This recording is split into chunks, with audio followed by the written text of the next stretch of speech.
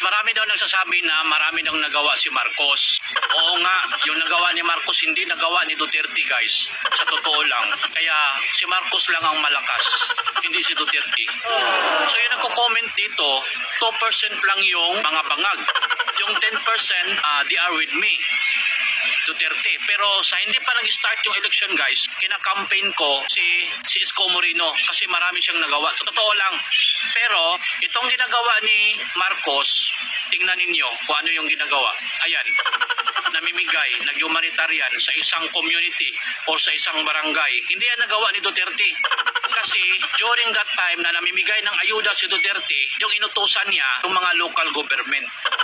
Tapos, ang mimigay doon sa community or sa barangay ay yung mga utility. Yan po, yung ginawa ni Marcos ay gawain ng mga hypocrite.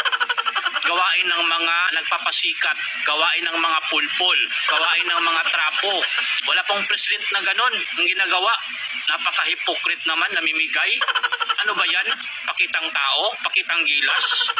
Kaya hindi tayo aasinso sa mga politikong trapo, guys. Alam ba ninyo yung ano yung trapo? Yung pakitang tao na mabuti, yun ang trapo.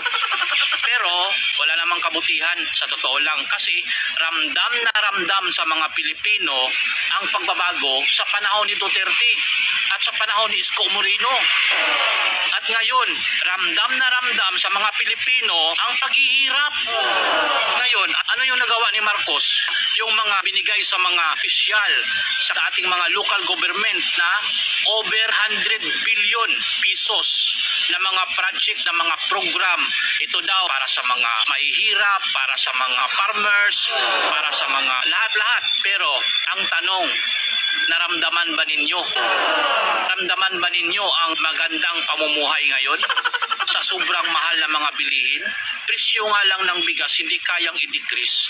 Presyo ng ating mga necessity needs, presyo ng ating mga services hindi kaya i-decrease. Alam nyo guys, naalala ko pa kasi hindi naalala sa mga bangag kasi mga bangag na to mga lutang na to guys. Siguro nagsasyabu siguro tong mga viewers natin kasi hindi nila naalala no. Noong panahon ni Digong guys, wala pa yung eleksyon, mag-i-eleksyon na, nakakabili pa ako ng bigas ng 30 pesos. Ngayon 60 pesos na. Yun ang totoo.